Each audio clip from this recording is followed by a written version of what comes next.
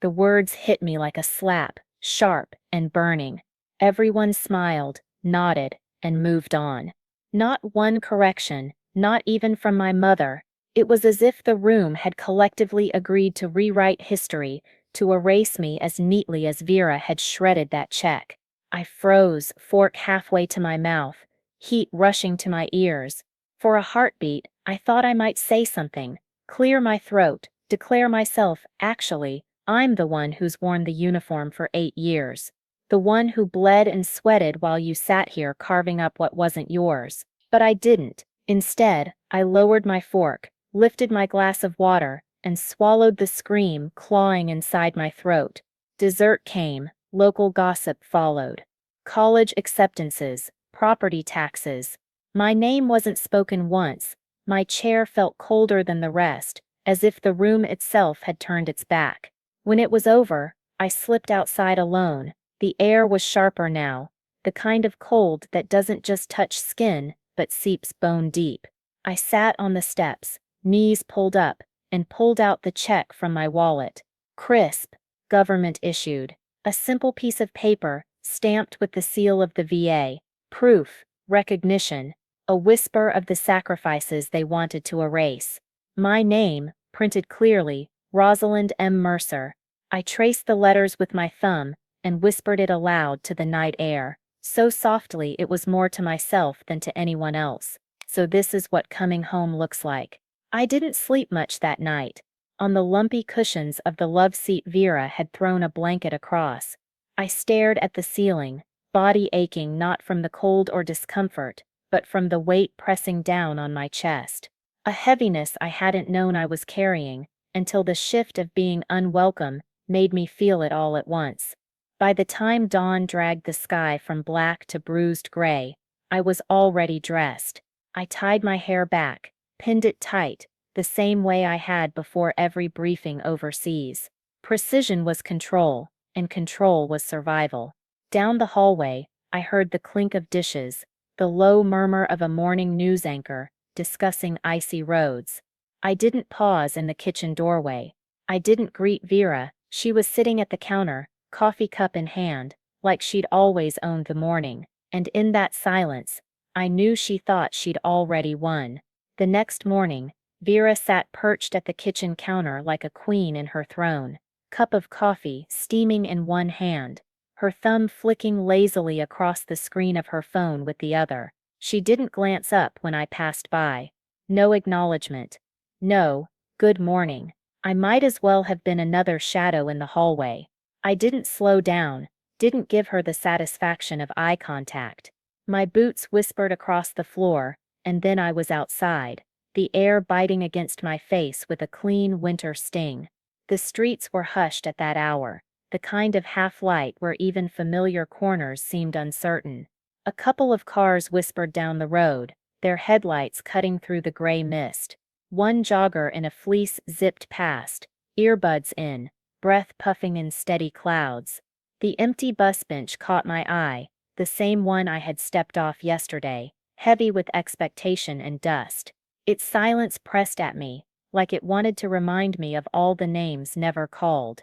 I shoved my hands deeper into my jacket, the leather stiff from cold, and headed toward the community bank 2 blocks over.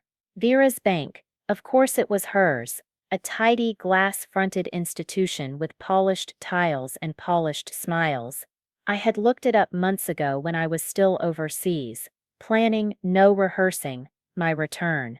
Back then, I told myself I was being cautious, gathering information like I always had. But deep down, I know now, I was also looking for reasons not to come back at all. The bank's glass doors opened at 9 sharp. I arrived at 8:45, my boots crunching against salt scattered along the pavement.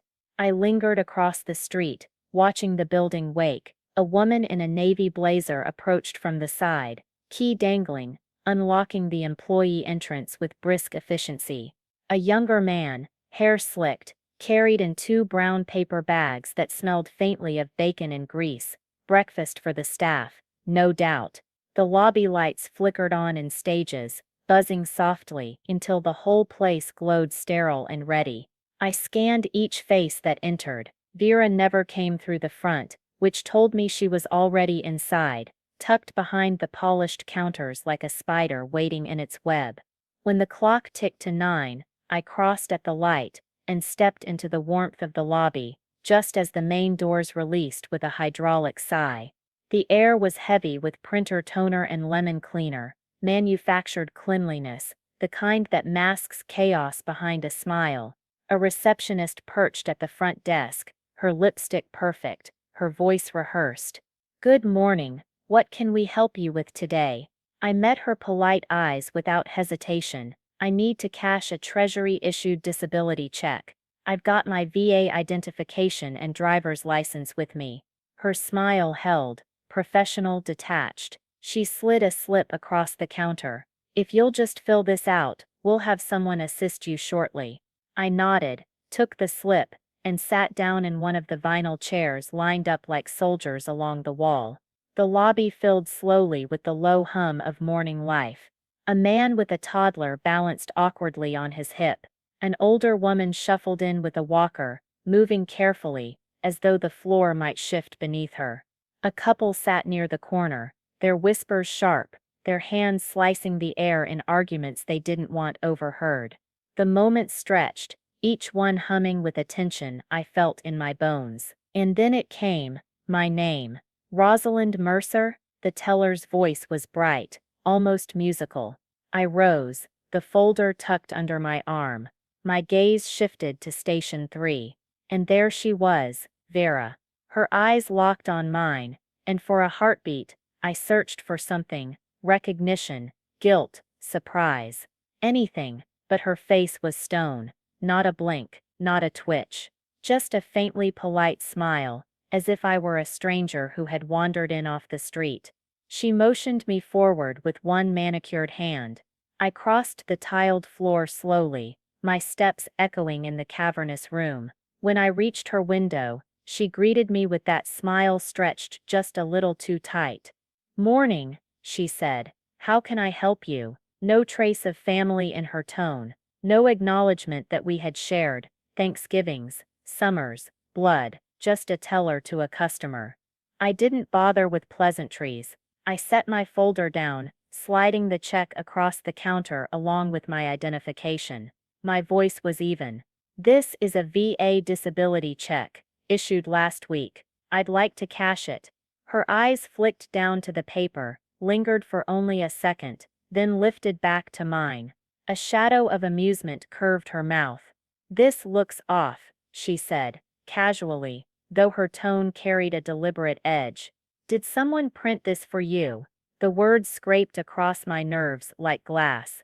I blinked once, slowly. "Excuse me." She leaned back, tilting her head just slightly, as though humoring me. "These get faked all the time. People download templates, copy the layout. It's surprisingly common." My throat dried instantly. Rage flickered at the edges of my vision, but I held her gaze steady. "It's real," I said, my voice low, controlled, but carrying steel. "From the Department of Veterans Affairs, my name, my ID. You know exactly who I am." She shrugged, as if it was nothing. "Doesn't look right." Before I could breathe another word, she turned, picked up the check, and with the same deliberate calm she had shown yesterday, fed it into the shredder behind her. The machine whirred to life, a high-pitched scream of metal teeth. I stood frozen as the paper was devoured, inch by inch, government stamp and federal seal, reduced to curling ribbons of nothing. With every bite of that machine, something inside me snapped. The words hit me like a slap, sharp and burning. Everyone smiled, nodded, and moved on. Not one correction, not even from my mother. It was as if the room had collectively agreed to rewrite history, to erase me as neatly as Vera had shredded that check. I froze, fork halfway to my mouth, heat rushing to my ears. For a heartbeat, I thought I might say something. Clear my throat, declare myself. Actually, I'm the one who's worn the uniform for 8 years, the one who bled and sweated while you sat here carving up what wasn't yours. Instead, I lowered my fork, lifted my glass of water, and swallowed the scream clawing inside my throat. Dessert came. Local gossip followed. College acceptances.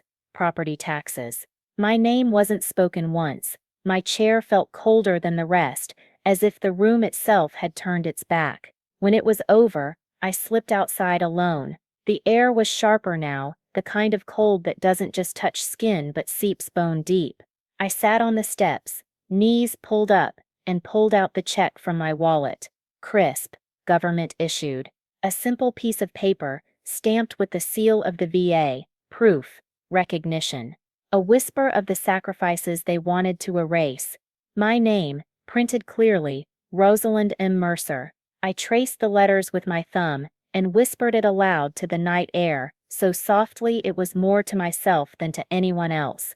So this is what coming home looks like. I didn't sleep much that night. On the lumpy cushions of the love seat Vera had thrown a blanket across. I stared at the ceiling, body aching not from the cold or discomfort, but from the weight pressing down on my chest. A heaviness I hadn't known I was carrying until the shift of being unwelcome made me feel it all at once. By the time dawn dragged the sky from black to bruised gray, I was already dressed. I tied my hair back, pinned it tight, the same way I had before every briefing overseas. Precision was control, and control was survival. Down the hallway, I heard the clink of dishes, the low murmur of a morning news anchor discussing icy roads.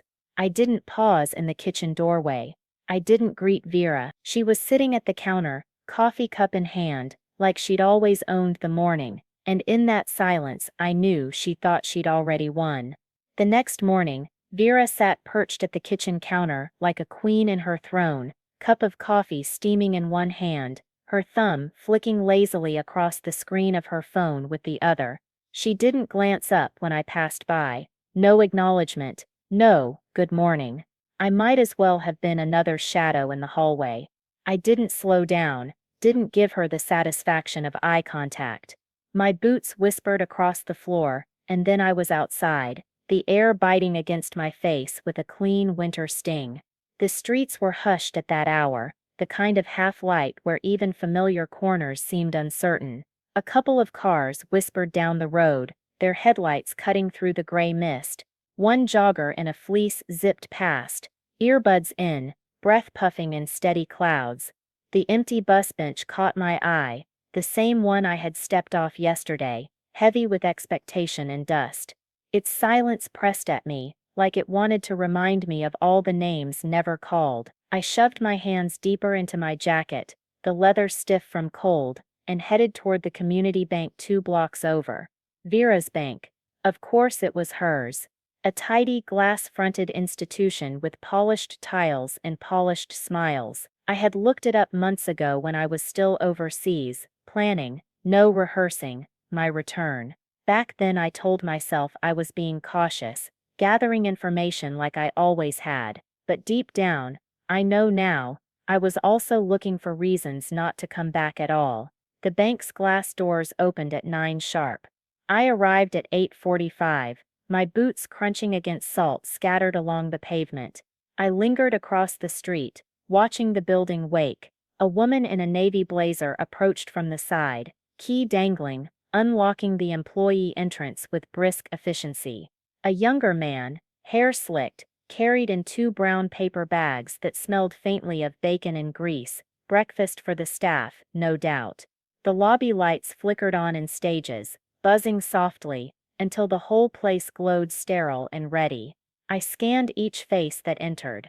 Vera never came through the front, which told me she was already inside, tucked behind the polished counters like a spider waiting in its web. When the clock ticked to 9, I crossed at the light and stepped into the warmth of the lobby just as the main doors released with a hydraulic sigh. The air was heavy with printer toner and lemon cleaner, manufactured cleanliness, the kind that masks chaos behind a smile. A receptionist perched at the front desk, her lipstick perfect, her voice rehearsed. "Good morning, what can we help you with today?" I met her polite eyes without hesitation. "I need to cash a Treasury-issued disability check. I've got my VA identification and driver's license with me. Her smile held, professional, detached. She slid a slip across the counter. If you'll just fill this out, we'll have someone assist you shortly. I nodded, took the slip, and sat down in one of the vinyl chairs lined up like soldiers along the wall. The lobby filled slowly, with the low hum of morning life. A man with a toddler balanced awkwardly on his hip. An older woman shuffled in with a walker, moving carefully, as though the floor might shift beneath her. A couple sat near the corner, their whispers sharp, their hands slicing the air in arguments they didn't want overheard. The moments stretched, each one humming with a tension I felt in my bones, and then it came, my name. Rosalind Mercer. The teller's voice was bright, almost musical. I rose, the folder tucked under my arm. My gaze shifted to station 3, and there she was, Vera. Her eyes locked on mine, and for a heartbeat, I searched for something: recognition, guilt, surprise, anything.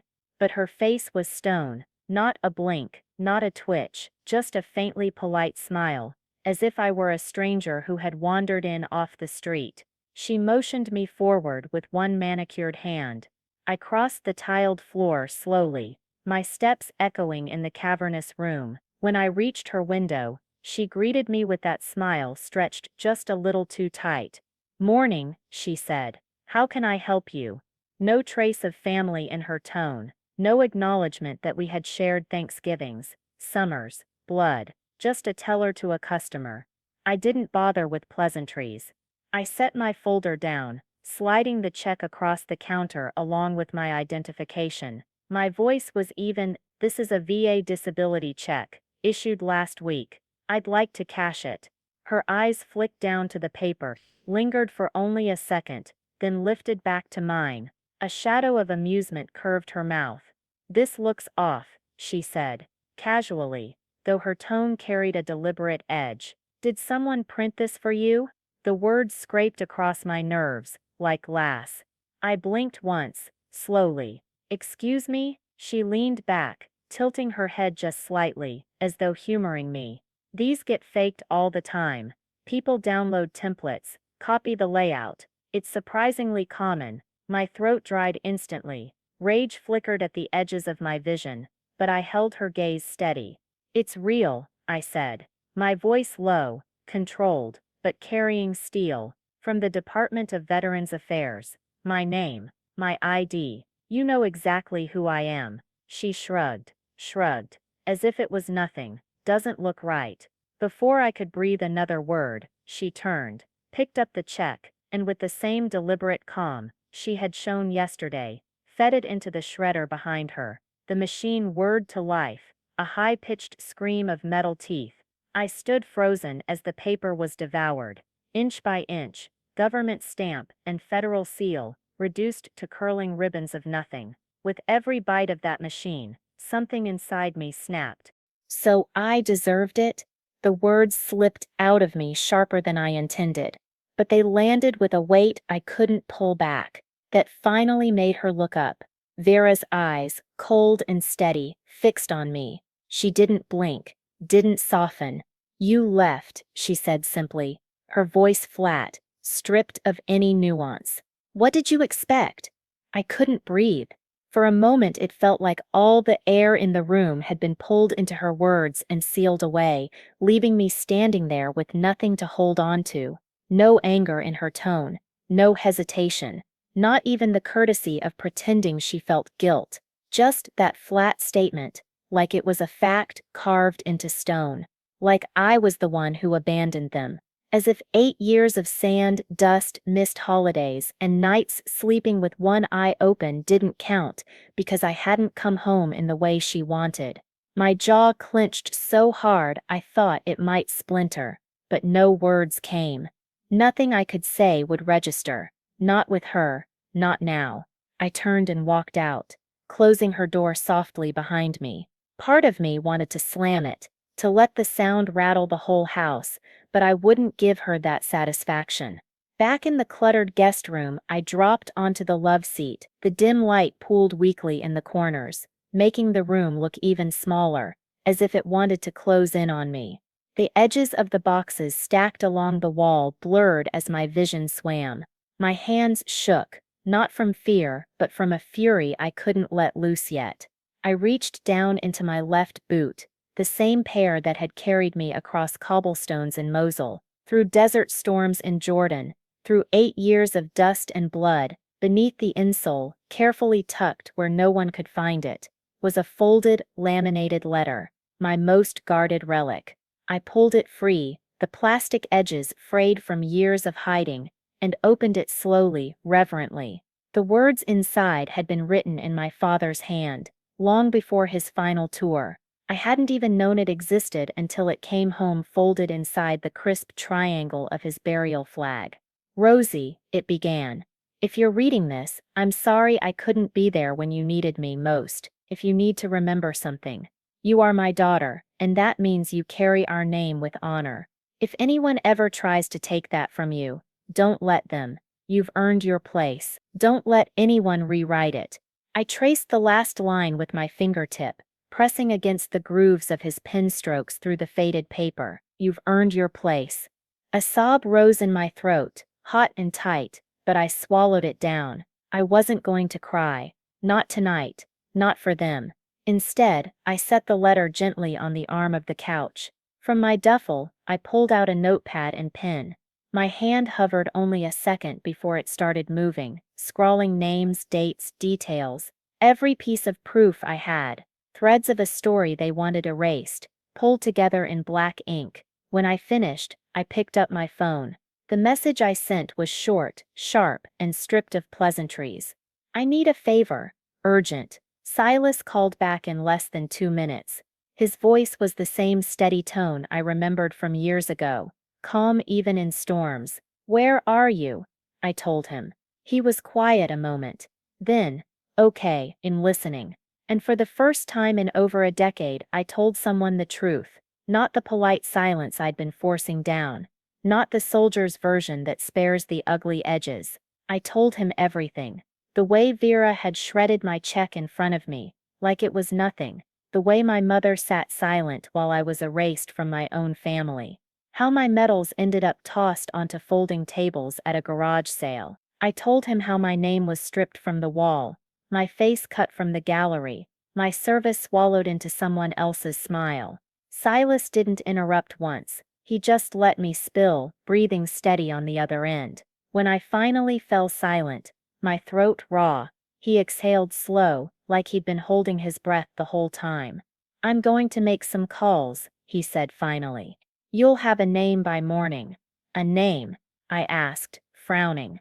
Someone at the Treasury Department, someone who still respects what it means to serve.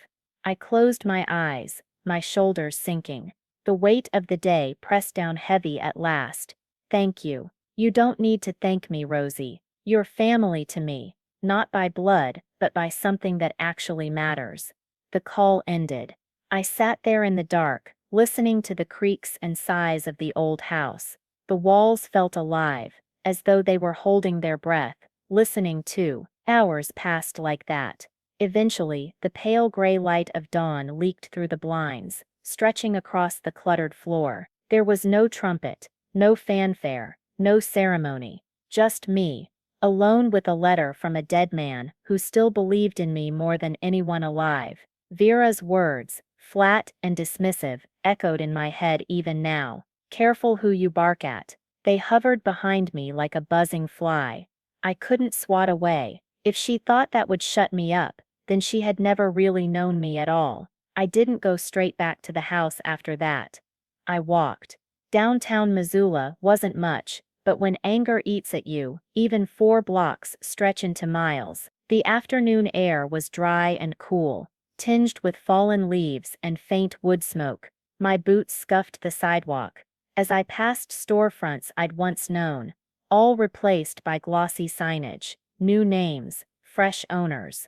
The whole town had moved on, just like my family had. By the time dusk bruised the sky, I made it back to the house. Vera's car already sat in the driveway, smug and settled. I didn't want another word with her tonight. Not yet. I slipped in quietly through the side entrance and ducked into the laundry room. From there, I went straight to the shower. The water scalded, but I let it. My skin turned red, but the heat gave me something else to focus on.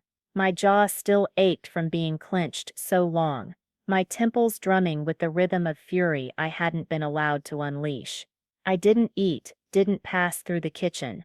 I holed up in the so-called guest room, shoving aside piles of folded laundry she hadn't even bothered to put away. Probably intentional. A passive declaration that I didn't belong, not enough even to warrant a bed. By 8, I shut off the light and sat in the dark, scrolling through screenshots I'd saved. My thumb froze when I hit the website. Heroes Homebound, the project I'd founded my first year on duty, the one I had poured every spare hour into, connecting veterans with housing grants, local sponsors, resources. But the banner blared a different name now. Founded by Vera Milland. Her face in the gallery, her words on the mission statement. My work erased, me vanished again. The burn in my chest roared back stronger than ever. It wasn't enough that she erased me from the family. She had stolen the one thing that still tied me to purpose, and twisted it into her own polished PR. My phone buzzed in my hand. Silas. I thumbed a quick thumbs up and set the phone face down on the nightstand. Sleep felt like a polite lie. I couldn't afford, my body wanted it, my head wouldn't allow it. At some point in the black hours, a soft creak drew me upright. Footsteps, measured and careful.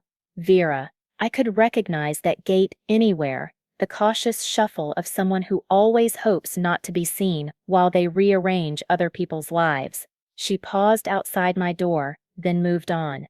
No slam, no confrontation, just the sound of her withdrawing, as if embarrassed by whatever small theft she'd risked in the night. Morning arrived with that brittle hush families get good at everyone living around the same truths without ever saying them aloud. I made coffee and held the mug to my lips, while the steam fogged my glasses. My mother appeared in the doorway, like a half-remembered portrait, pale, composed, eyes lowered as if lowered eyes could excuse the rest. She didn't say good morning, instead she looked at me and asked, blunt as a knife, "You going to keep stirring trouble?" Trouble. The word landed in my chest with the weight of a hand I could have thrown off years ago. Trouble? I repeated.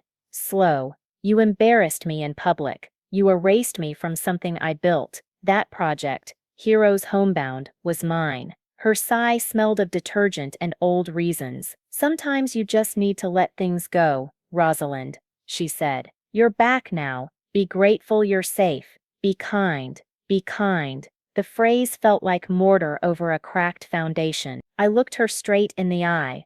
I'm not going to be grateful to someone who's been feeding lies to this town. She pursed her lips and left the room without another word. I watched her shoulders go, practiced indifference folding back into the curtain. I didn't invest the energy she expected. There was nothing left to placate. By noon I pulled on the same boots and walked downtown again, but this time with a purpose that tightened my step. I had an appointment, not official paperwork yet, but the kind of meeting where names get dusted off and things hidden in drawers see the light. Silas had lined someone up, a retired regional finance auditor, the sort of man who kept a Rolodex of honest people and a folder of unresolved wrongs. He met me at a small cafe, gray hair, hands still steady despite the years. He listened to the whole story without flinching, how my checks had vanished, how medals had turned up in a garage sale, how my face had been trimmed from the family wall. You're not the first, he said, when I finished.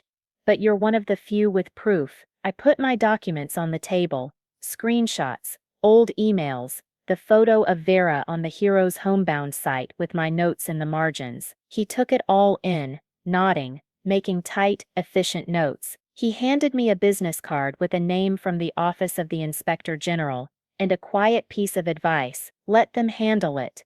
Don't go back to the bank alone. They'll circle the wagons. Act polite until it's time to act loud. Polite until loud. I tucked the card into my jacket like a small weapon, and left with a steadier breath than I'd had in days. That night, I became an archivist of my own life. I wrote down every word, every interaction I could remember with Vera over the past 3 months.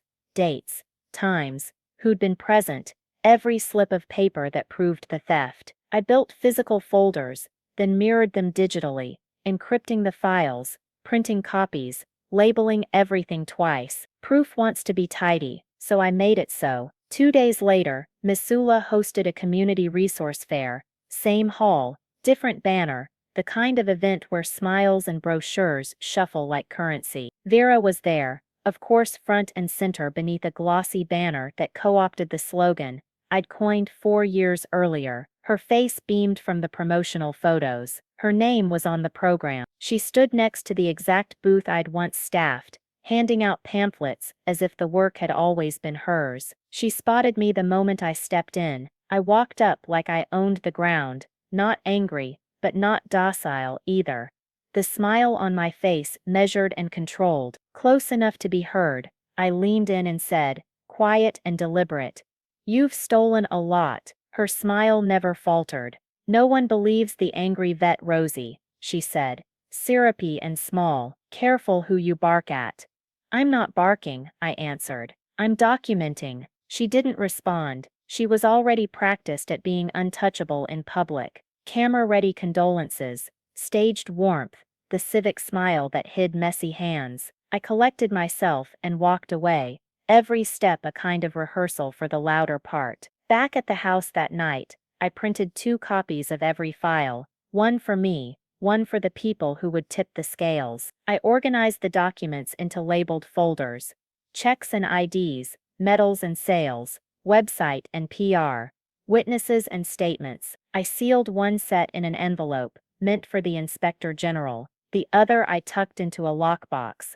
I kept in a community locker. Small expense, but practical. "Then I'll just be law," I said aloud to the empty room, and the words sounded less like a threat and more like a vow. Standing there with the final envelope in my hands, I felt something solidify inside me, not a desire for petty revenge, but a slow, certain resolve to reclaim what was mine. It wasn't just about a shredded check or a stolen project anymore. It was about refusing to be erased. It was about making them account for the small cruelties that add up until a person disappears from their own life. I slid the envelope into my bag and checked the locks twice. Outside, the night held its breath, quiet as a held flag. The town slept, oblivious to the small acts of preparation unfolding in the dark. I wasn't naive. This wouldn't be clean, and it wouldn't be fast, but for the first time since I'd stepped off that bus, I didn't feel unseen. I felt seen enough to start moving. The house was still when I finished sealing the envelopes, so still that I could hear the printer cooling behind me, its little fan winding down, and the hollow tick of the wall clock echoing down the hallway. It was just past 11, too late to be busy, too early to feel like rest. But I wasn't tired. No, what hummed in me was sharper, like the restless calm before a storm you've already seen. Rolling towards you, the kind you don't bother running from, because you know it's going to break overhead whether you like it or not. I slipped the folders into my canvas tote with the precision of a soldier packing field gear. Every page was ordered, cross-referenced, color-coded, bank interactions, screenshot archives, property office correspondence. Each category had its own tab, and all of it led back to Vera. I'd even printed out her own arrogance, emails she'd sent under her ridiculous vanity address, Melland Legacy. If you're going to commit fraud, at least have the sense not to brand it like a family crest. That was Vera, though always too proud to hide her messes, always too convinced no one would ever dare expose her. The next morning, I went to the bank, not to start a fight, not to accuse, just to watch. In uniform, I'd learned that sometimes silence could crush a room more than shouting ever could. Losing control in front of her once had been enough. She wouldn't get that satisfaction again. The branch was humming when I arrived. Tuesday mornings always were. People lined up with their paychecks, parents juggling kids and paperwork, retirees holding slips of balance inquiries. I sat in the front row, the kind of seat that let me see the whole floor without being obvious. And there she was, Vera at her window, wrapped in her sugary smile, voice pitched just slightly higher than natural, performance mode. She laughed too brightly at some man's joke, leaned too far across the counter when she handed back a receipt. To the untrained eye, she looked warm, gracious. To me, it was the same mask I'd seen on officers trying to cover their own mistakes overseas. I knew the smell of false warmth. When my number was called, I didn't step to her window. I went instead to the junior clerk at the far end, a young woman with nervous hands and a college haircut that still hadn't grown into confidence. I slid my ID across and asked softly, "Could you print the transaction history tied to this account, including rejected deposits?" Her eyes darted immediately to Vera, then back to the monitor. Her fingers hovered like sparrows over the keyboard. "I'm not sure I can access that," she whispered. "Don't," I said gently. "It's okay, I understand, thank you." Relief washed over her face. I stepped away without pressing. I knew how people like Vera worked. They didn't just bully strangers. They trained their coworkers too, bending them with invisible strings until fear became instinct. Outside, I called Silas. "Morning," he answered, crisp, clipped, always like the day was already a mission. "I need official documentation from Treasury," I said. "Anything tied to the check I submitted. I want to know exactly what happened to it after it hit that bank." He didn't hesitate. "Give me an hour." 45 minutes later, my phone buzzed with a secure file. I opened it right there on the sidewalk. Tote strap biting into my shoulder. My name was on the VA-issued check, but the processed scan logged into the system told a different story. Internal routing codes, notes scrawled in the margins. Duplicate series flagged. Depositor Mulland V. Not a mistake, not a glitch. My chest tightened, but not from surprise. Vera had been moving checks into her own name, systematically. For years. I didn't cry, didn't rage. I just stared at the screen, the awning of the bank casting a tired shadow across my face. Then I turned on my heel and headed toward the courthouse. Missoula's records office was 15 minutes by foot. I knew the way, had walked it as a kid with a library card in one hand and change for a soda in the other. The clerk behind the counter was a middle-aged man with coffee breath and thinning hair. He squinted at me over his keyboard. "ID?" I slid it across. He typed, frowned. "Huh, looks like this was changed back in March. Transfer of property rights from Roe Rosalind to Mulland Vera." My pulse didn't quicken, my face didn't move. "Was that notarized?" He clicked deeper, pulled up the scan.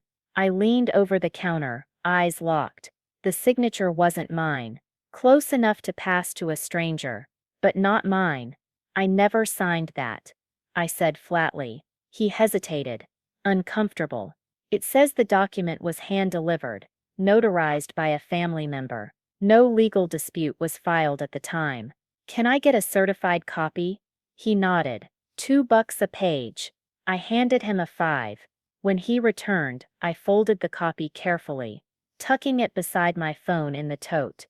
The PDF Silas sent was already on a USB drive. Paper and digital, side by side, each one a nail in the coffin of their lies. Walking back, I passed the cafe. Vera had worked it in high school. I remembered her bragging about being too good to sling lattes. Funny, she'd just traded foam pitchers for falsified documents. Arrogance for embezzlement. Back home, I brewed tea instead of coffee. Clarity over adrenaline. At the dining table, I spread everything out, each page a battlefield of evidence. One envelope for the Office of Inspector General, one for the Federal Financial Crimes Division. I addressed them by hand, steady and deliberate, like I was drafting deployment orders.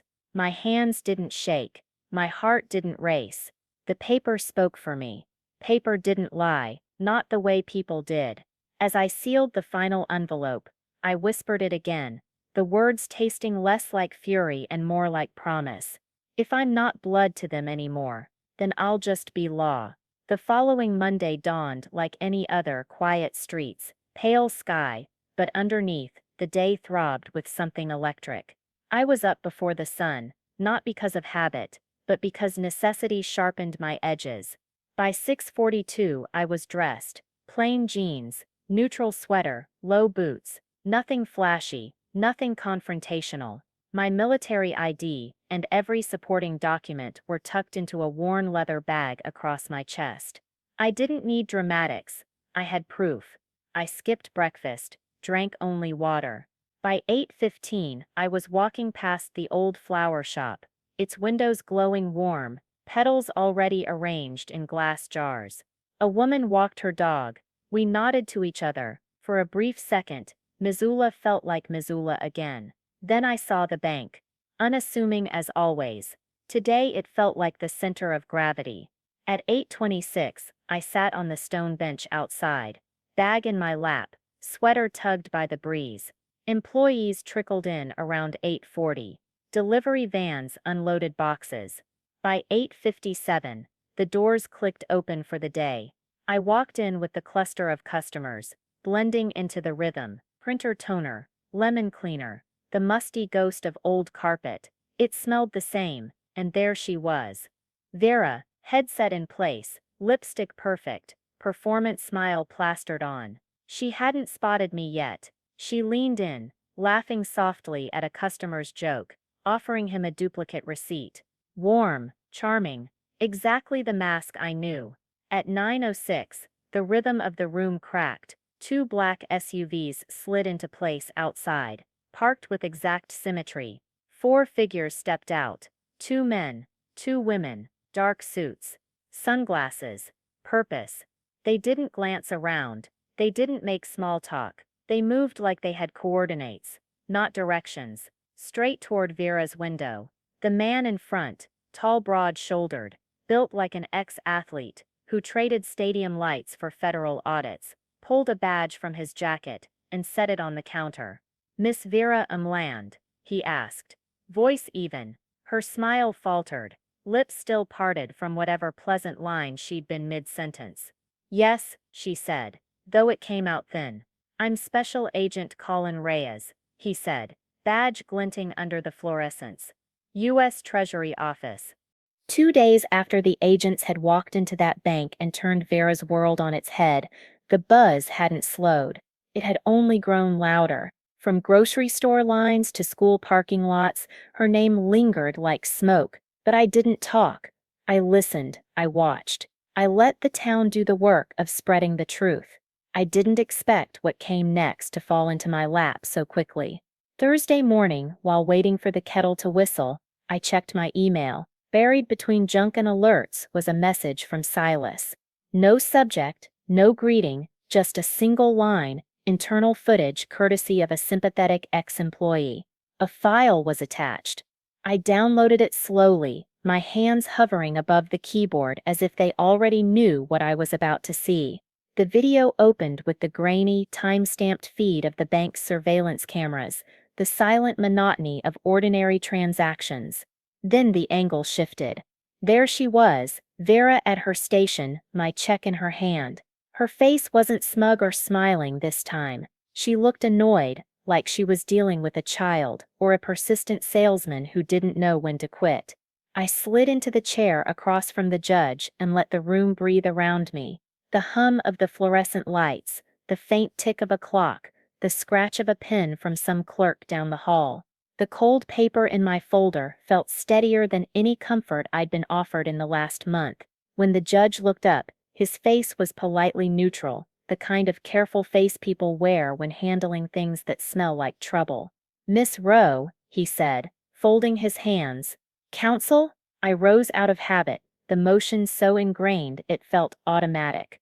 "Yes, Your Honor." I didn't have a lawyer on retainer yet, but the files I'd brought read like testimony of their own, certified copies, notarized records I'd pulled from the clerk's office. Silas's treasury logs, the bank surveillance clip that had already done half the town's job for me. I laid each page on the table, one by one, letting paper speak where voices might be dismissed. For 20 minutes, I walked the room through everything. The amended deed filed in March with my name replaced. The forged signature that, if you looked closely, wobbled in the same way a hand not used to signing legal documents trembles. The bank routing logs showing my VA checks rerouted to an account with internal tags. The internal emails from Vera's work account instructing staff to deprioritize high-risk customers, which everyone in the room understood meant veterans with no local ties. I didn't raise my voice. I didn't have to. I laid the facts out like a surgeon setting bones. When I finished, I sat. The judge read, scrolled, frowned. He turned to the clerk, then back to me. Miss Rowe, this is a serious set of allegations. Forged documents, potential misappropriation of funds, falsified estate transfers. These are not small matters. No, Your Honor, I said. They aren't. We were wrapping up when the courtroom door burst open, and Vera stormed in, heels clacking like someone trying to play percussion on a legal drama's soundtrack. Her face was flushed, mascara had tracked under one eye. This is a smear campaign, she cried. Voice pitched. You have no evidence, this is personal. The judge didn't even look surprised anymore. He had the patience of someone who'd seen more than his share of theatrics. Miss Mainland, he said. Calm and flat, you will have your chance to speak after proper procedure. For now, if you continue this conduct, speaking over the bench, we will hold you in contempt. Her mouth snapped shut as if someone had pressed a hand over it. She sank into a chair, chest heaving, face a brittle mask of anger and fear. A few murmurs rolled through the gallery. I felt people's eyes like small weights, assessing, then leaning toward me, not in pity, but in something sharper. Recognition. The judge set a temporary hold. Given the documents presented and the ongoing federal inquiry, he said, the court will place a provisional injunction on the transfer of the property and order an immediate forensic review of the signatures in question. We will schedule a full hearing within 30 days. Miss Mainland, you are ordered not to encumber or otherwise transfer any assets involved until further notice. It wasn't an arrest, it wasn't a declaration of guilt, but it was something concrete, a check on the theft that had taken my face from my home and my work from the project I'd built. Vera's shoulders sagged minutely. Relief? Panic? Pride crumbling? I couldn't tell.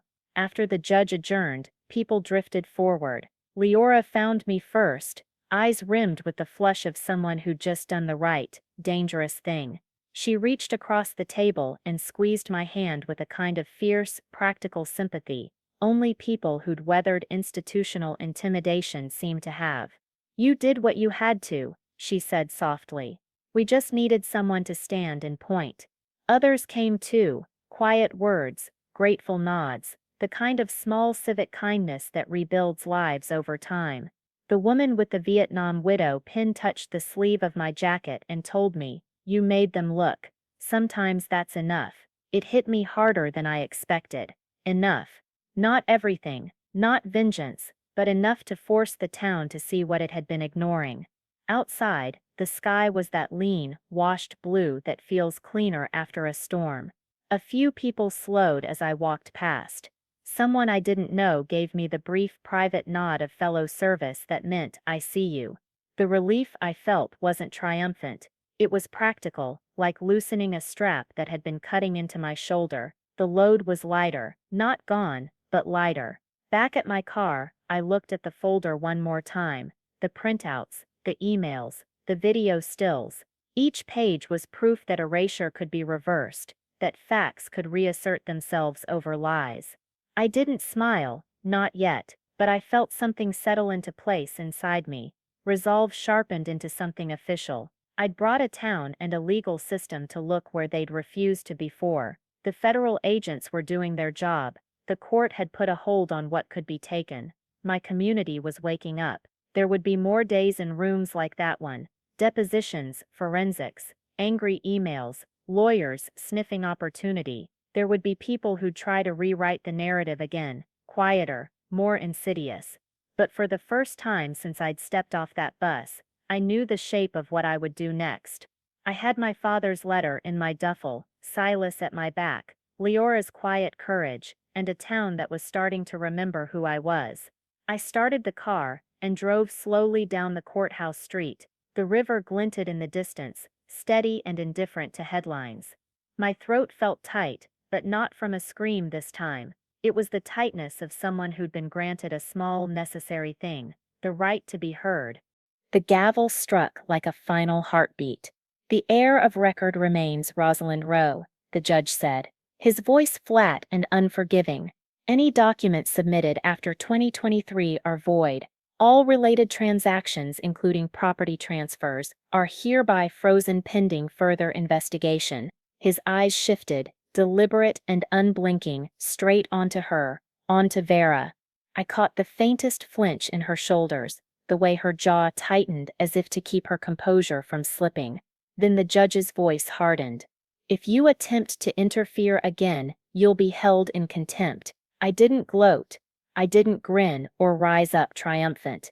That wasn't my style, not anymore. Instead, I gathered my papers with steady hands, nodded once toward the bench, and walked out of that courtroom in silence. A silence so sharp it felt louder than any victory speech I could have made.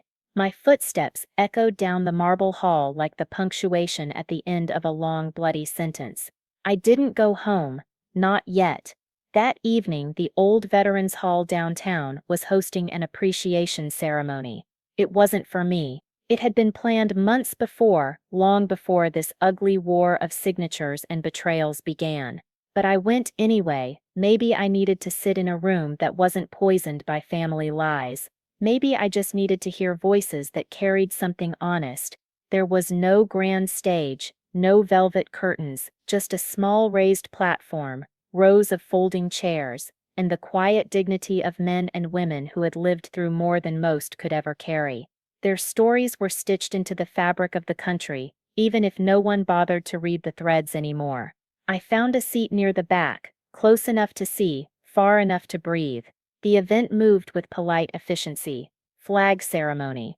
A few commendations. The sound of palms meeting in unison, the kind of clapping that was more respect than celebration. Then I heard a name I hadn't expected. Silas. My body went rigid. He stepped forward, not in uniform this time, but in a plain navy jacket and worn jeans. He carried no notes, no script, just a quiet determination in his eyes, the same one I'd known years ago when everything hung by a thread. He adjusted the mic, let the feedback fade, and then said, "I wasn't supposed to speak tonight, but I asked." His gaze swept the room, steady and unhurried. 8 years ago, we were pinned down in a compound outside Kandahar, 4 of us wounded, cut off, running out of time, radio contact gone. Panic doesn't begin to cover what we felt. His voice didn't crack, didn't falter, except for one person. He didn't point, he didn't need to. Every set of eyes followed his, landing on me. Rosalind Rowe didn't panic. He continued. She got us out. She ran through open terrain with a busted leg, carried one of us across her back, called in air support manually, while bullets snapped past her ears, and she didn't stop until every last one of us was alive. The silence in that hall was absolute, reverent. Then one pair of hands clapped, then another, then the room swelled, not into cheers, but into a rhythm of gratitude. Not noisy, but weighty, real. An older man with a silver beard leaned closer to me, his voice like gravel softened with age. "That's the kind of hero they forget to write about," he whispered.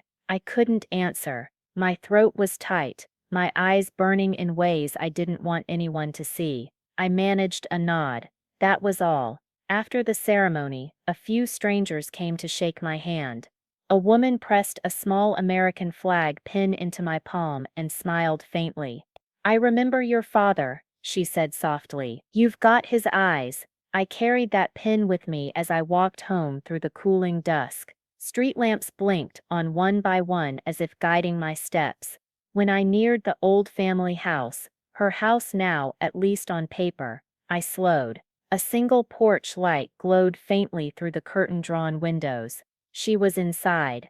I knew it, but for the first time I didn't care. I didn't need her apology. I didn't crave her recognition. Everything she tried to steal, I had taken back quietly, methodically, without raising my voice, without dirtying my hands with the kind of chaos she lived on.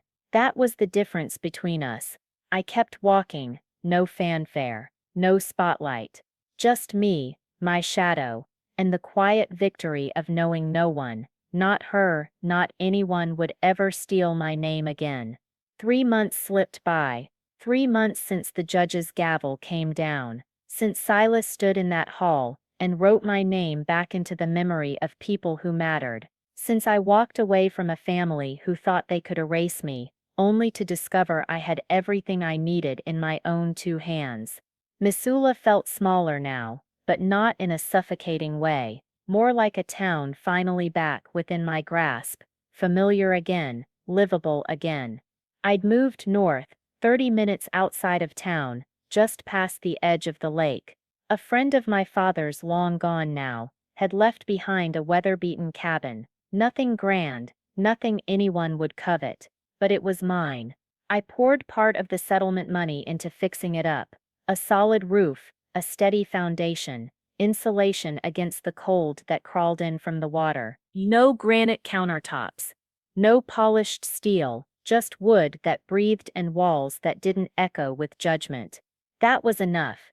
Delta came with me, a rescue mutt, half shepherd, half mystery.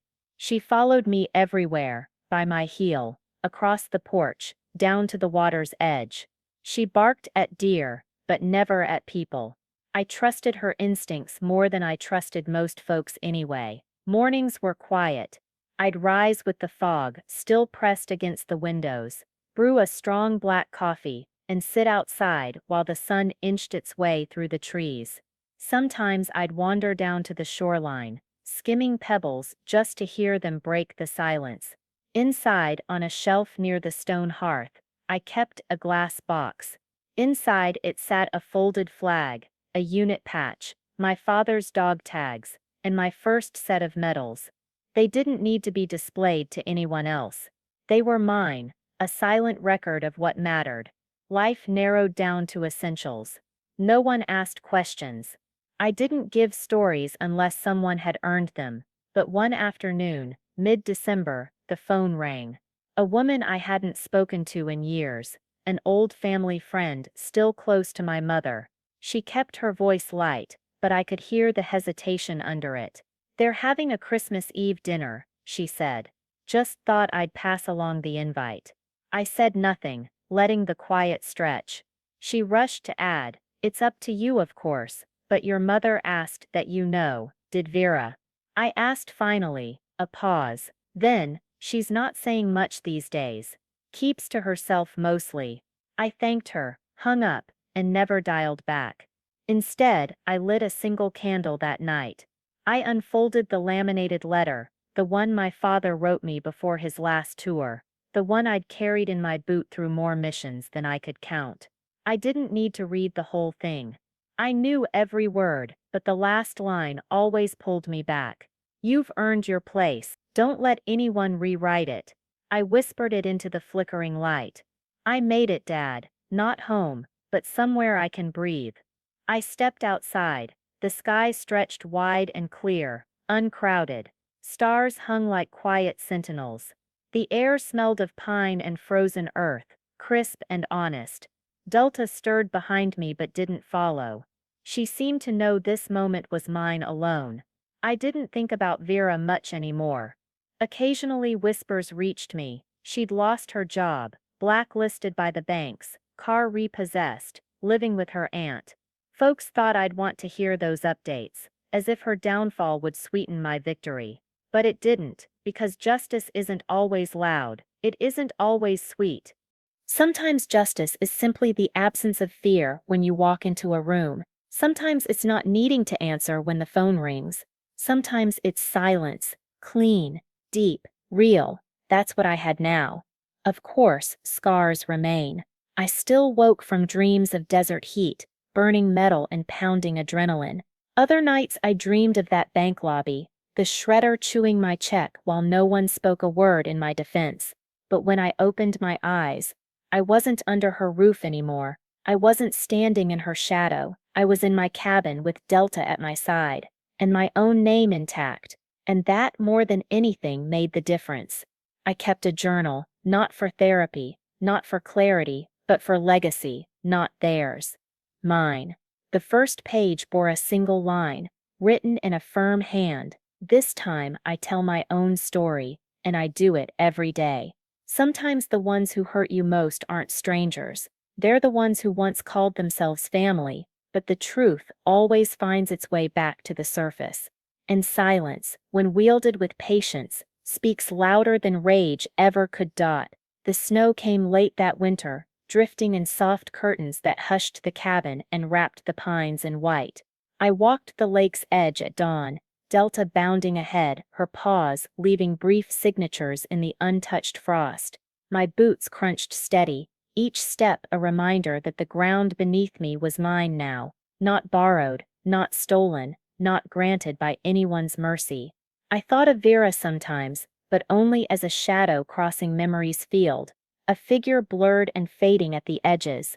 She had once tried to erase me, to tear my name from paper and from breath, but now it was she who lived in the margins, unseen, unspoken, a ghost of her own making. I bore no malice anymore. Vengeance had already done its work, carved its lines, restored my place. What remained was quieter than rage, stronger than victory. It was the simple knowledge that I had endured. That evening, I lit the candle again and unfolded my father's letter one last time. I didn't read it. I didn't need to. The words were already etched into me, stitched into bone and pulse. Instead, I placed it inside a wooden box on the mantel, closed the lid gently, and whispered into the stillness. I've kept my promise. The wind rose outside, carrying with it the scent of pine and snow, brushing against the windows like an old friend. I stepped onto the porch, head tilted to the stars, and felt the weight I had carried for years dissolve into the frozen air. No crowds, no applause, no enemy left to conquer. Only silence, clean and whole. And in that silence, I understood the truth of it. Revenge is never fire, never thunder, never spectacle. It is the steady breath that follows after. It is the moment the past loosens its grip and the future, finally, belongs to you. I stood there until the candle flickered out inside, until the night sky bent low, endless and eternal, and I whispered my name aloud just once, not for anyone else to hear, but to remind myself it was mine, always mine. And that was enough. And so my story ends not in rage, but in silence, the kind of silence that speaks louder than any scream. If you've ever carried scars, if you've ever fought to reclaim your name, remember this: revenge is not the fire you throw at others, it's the peace you carve back for yourself. If my story moved you, if it made you feel less alone, then let your voice be heard. Subscribe, share, and leave your story in the comments. Because every truth deserves to be spoken, and every silence deserves to be broken.